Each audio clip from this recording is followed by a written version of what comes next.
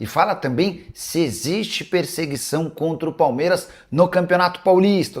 E fala também sobre a chance de um atleta do Palmeiras se mudar para o Cruzeiro. Isso sem falar nas últimas de mercado, bastidor, finanças e muito mais. Fala aí pessoal, sou Jorge Nicola, bem-vindos a mais um vídeo do canal. Sempre bom ter vocês por aqui. Sem perder tempo, pedir para deixar like, se inscrever no canal e ativar as notificações. Hora de falar sobre o Palmeiras. O Verdão é perseguido pela arbitragem no futebol paulista?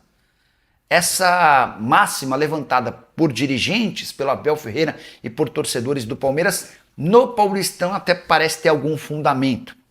Vale a lembrança de que no ano passado a Leila Pereira foi a única presidente de clubes grandes de São Paulo a demonstrar apoio público a Samir Schalke. Vocês vão lembrar que o Edinaldo Rodrigues acabou caindo e a vaga para presidente da CBF ficou desocupada. Os clubes paulistas se apressaram para apoiar Reinaldo Carneiro Bastos, que é o presidente da Federação Paulista. O único que publicamente apoiou Samir Schalke foi o Palmeiras através da Leila Pereira. E isso causou para a Leila um distanciamento na Federação Paulista, que tem Reinaldo Carneiro Bastos como manda-chuva também do Campeonato Paulista. Vale lembrar também que no Conselho Técnico que definiu todas as regras do Paulistão, ela foi a única a não marcar presença, acabou mandando o Anderson Barros e também um de seus vices, o que mostra ainda mais distanciamento em relação a Reinaldo Carneiro Bastos. Dos 6 pênaltis que o Palmeiras reclama não terem sido marcados a seu favor nos últimos jogos, 2 são em Campeonato Paulista. Um empurrão, ou melhor, um puxão em Alan contra o Novo Horizontino e um empurrão também no Alan contra o Botafogo.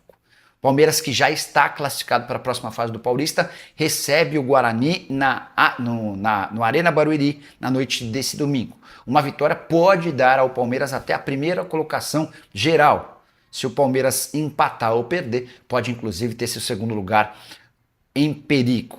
Quero te contar agora que Bruno Rodrigues pode virar reforço do Cruzeiro. Informação exclusiva do canal. Contei nas redes sociais nessa sexta-feira que Palmeiras e Cruzeiro avançaram para um empréstimo até dezembro. Bruno havia sido alvo de propostas do Fluminense e de sondagens / interesse do Internacional. Acontece que a coisa acabou não andando com nenhum dos clubes. O Bruno tem perdido espaço no Palmeiras e já percebeu que dificilmente vai jogar sob o comando do técnico Abel Ferreira.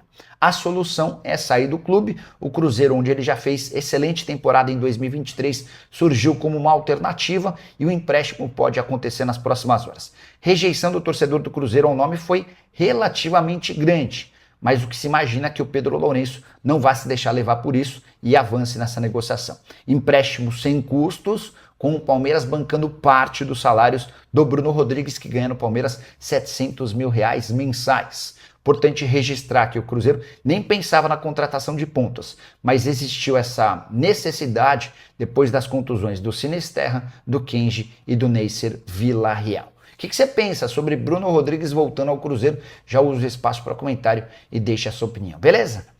Quero te falar agora por que John Arias decidiu jogar no Palmeiras em vez do Flamengo. Vale a lembrança de que antes de se acertar com o Verdão, o Arias foi alvo de uma proposta do rubro-negro.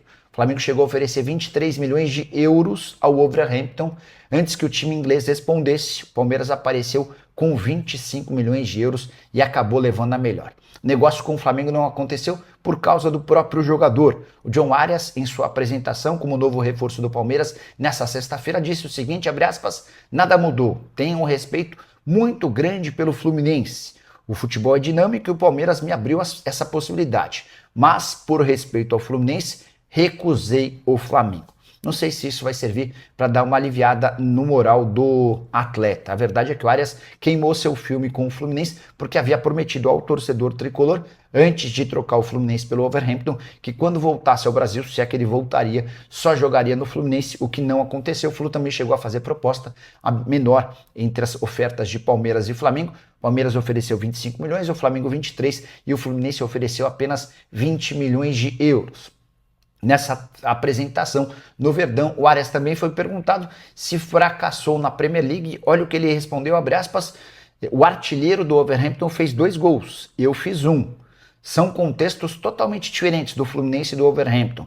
A temporada lá é ruim coletivamente, com isso é quase impossível ter um rendimento bom, além de que o ambiente não era o ideal. Ou seja, o Arias afirma que não foi mal, ele foi vítima de um contexto, de um coletivo que não funcionou. De fato, o Wolverhampton vive fase horrorosa, lanterna do campeonato inglês. Existe o risco de o Wolverhampton ter a pior campanha da história do futebol inglês, desde que o torneio passou a ter essa cara de Premier League. Queria contar que o Ancelotti está passando o carnaval no Brasil. Nessa sexta ele esteve em Salvador, no sábado em São Paulo e vai curtir o carnaval do Rio no domingo e na segunda. E nessa sexta-feira ele percebeu o quanto o Neymar é popular. Ele estava no carnaval de Salvador quando um dos responsáveis pelo bloco, o Léo Santana, falou: um recado, Ancelotti, coloca o Neymar nessa seleção, pelo amor de Deus. Os foliões que faziam parte da celebração gritaram: leva, leva, leva. E o Ancelotti respondeu: obrigado pelo conselho. Para você, o Neymar merece estar na próxima Copa do Mundo? Já usa o espaço para comentário e registra sua opinião, beleza? Nicola, como é que está a questão do Fabinho do Al Ittihad no Palmeiras? Algumas fontes falam em pré-contrato assinado. Carlão, fez bom jogo hoje, tá? O time dele fez 7-0 no jogo da Champions Asiática. Ele estava de capitão, inclusive. Chegaram a dizer que ele podia ser dispensado e tal. Repito, jogo da Champions Asiática e o cara de capitão, jogando muita bola. O time dele ganhou do Al Garrafa, que é do Pedro Martins, um treinador português que o torcedor de São Paulo adora. 7-0. Se o Pedro não cair hoje, enfim. Peraí, isso só porque eu vi um monte de jogo, então só confirmar se o Pedro Martins é do Al Ahly, que eu estava assistindo no primeiro jogo. Pedro Martins. Mas eu acho que era do time do... É isso? Pedro Martins. Al Garrafa, esse mesmo. Foi 7-0 hoje pro Al Ittihad, tá?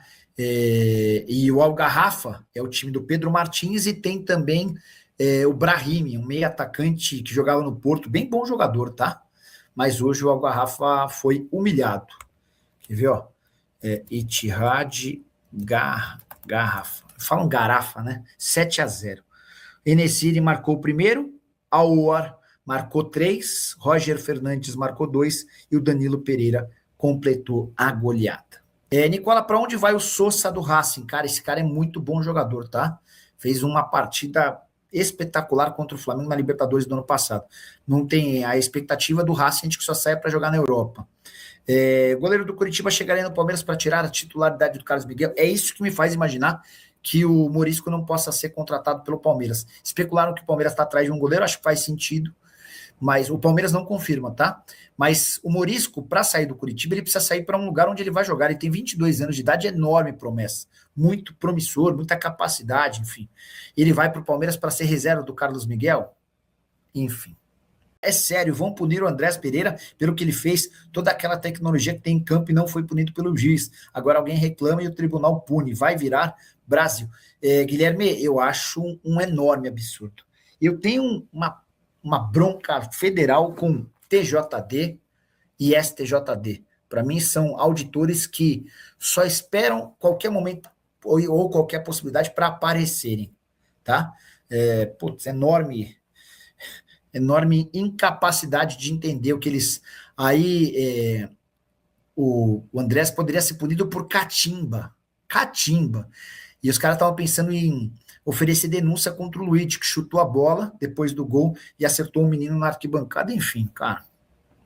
Quero falar agora sobre o Palmeiras para registrar que Abel Ferreira, depois da vitória por 3-1 contra o Internacional no Beira-Rio, estava revoltado com a arbitragem. Ele disse o seguinte, por conta da não marcação de um pênalti em Vitor Roque no Beira-Rio. Abre aspas, desde o jogo contra o São Paulo, já se vão 23 partidas e parece que tem um decreto que não se pode marcar pênalti para o Palmeiras. Não entendo isso. Depois da gritaria toda, o único pênalti foi contra a LDU. Lembra o Abel fazendo referência ao fato de que o jogo contra a LDU, uma competição internacional sem a chancela da Federação Paulista ou da Confederação Brasileira de Futebol. O Palmeiras entende que foram pelo menos 5 pênaltis claríssimos, a seu favor, não marcados, desde toda aquela confusão envolvendo Palmeiras e São Paulo. A pergunta que eu deixo para você, o Abel está certo em reclamar? Há uma perseguição dos árbitros contra o Palmeiras?